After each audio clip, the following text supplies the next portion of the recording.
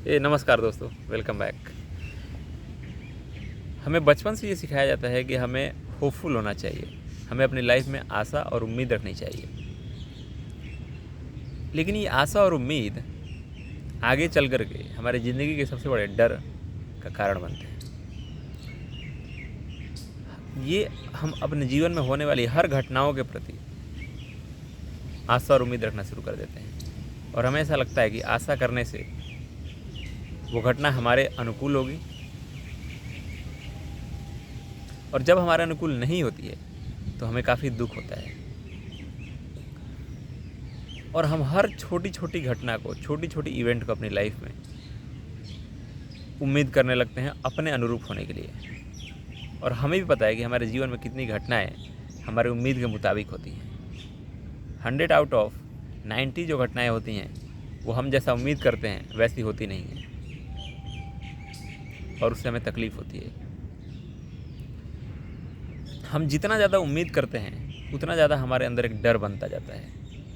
उम्मीद और डर ये कोई अलग नहीं, एक ही चीज़ है। जो जितना ज़्यादा होपफुल है, जो जितना ज़्यादा उम्मीद रखता है अपने जीवन से, वो उतना ज़्यादा अंदर से डरा हुआ व्यक्ति है।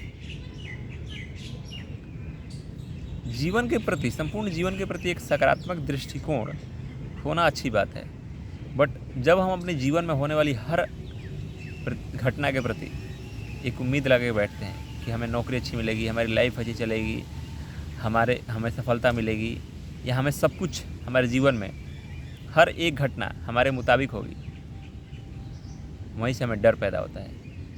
और वो डर हमारे अस्तित्व को लगातार कंपन पैदा करता रहता है। हम अंदर से लगातार हमेशा कांपते रहते हैं। उम्मीद की एक खास बात है कि वो कभी भी वर्तमान के बारे में नहीं होती। उम्मीद हमेशा भविष्य को लेकर के होती है, और डर भी हमेशा किसी भविष्य की चीज़ को लेकर के ही होती है। वर्तमान में आपको ना ही किसी चीज़ की उम्मीद हो सकती है और ना ही डर हो सकता है, क्योंकि वर्तमान अभी और यहीं है, जो अभी घट रहा है हमारे साथ। सो उसके लिए कैसा डर और उसके लिए कैसा उम्मीद। डर और उम्मीद ये दोनों भविष्य को लेकर के होती हैं। सो इसकी सबसे बड़ी खास बात ये है उम्मीद की कि वो आपको भविष्य से गायब कर देता है, वर्तमान से गायब कर देता है। और वर्तमान से गायब होते ही आपका चित्त, जो आपकी चेतना है, वो कांपने लगती है, और कांपती हुई चेतना से कोई भी जो महत्वपूर्ण है उसे हासिल नहीं किया जा सकता। उसके लिए चेतना का स्थिर होना, चेतना का वर्तमान में स्थिर होना बहुत ज़रूरी है। जैसे ही आप हर दिन आप उम्मीद करते हैं अगले कल के लिए, लेकिन उस दिन जो वर्तमान है वो आपके हाथों से चला जाता है। फिर आप अगले कल के लिए उम्मीद लगाते हैं और उस दिन का फिर वर्तमान चला जाता है। और ये प्रक्रम और ये प्रक्रिया न जाने कितने सालों से चल रही है हमारे जीवन में। हम हर अगले दिन के लिए उम्मीद लगाते हैं, लेकिन वो जो दिन हमारे साथ गुजर रहा होता है वर्तमान में हम कभी नहीं होते। उसका कारण यही है कि हमारा होपफुल होना, ज़रूरत से ज़्यादा हमारा उम्मीद और ज़रूरत से ज़्यादा हमें आशा पालना, होपफुल होना, और वो होप डर के रूप में ट्रांसलेट होता है और हमारे अंदर हमेशा वो एक कंपन पैदा करता है जो हमारे चित्त को स्थिर नहीं रहने देता। जो भी महत्वपूर्ण है वो वर्तमान में ही हासिल किया जा सकता है। तो इसका मतलब ये नहीं है कि आप आशा ना करें, उम्मीद ना करें, बट उसको ज़रूरत से ज़्यादा उसका होने की ज़रूरत नहीं है। आपको लाइफ में एक सकारात्मक दृष्टिकोण होना चाहिए, बस। उसके अलावा आपकी लाइफ में जो कुछ भी हो रहा है उसके लिए होपफुल होने की ज़रूरत नहीं है। और घटना का रिजल्ट जो भी है वो आपको एक्सेप्ट होनी चाहिए। उसके प्रति किसी तरह की नाराज़गी और किसी भी तरीके का प्रतिकार नहीं होना चाहिए।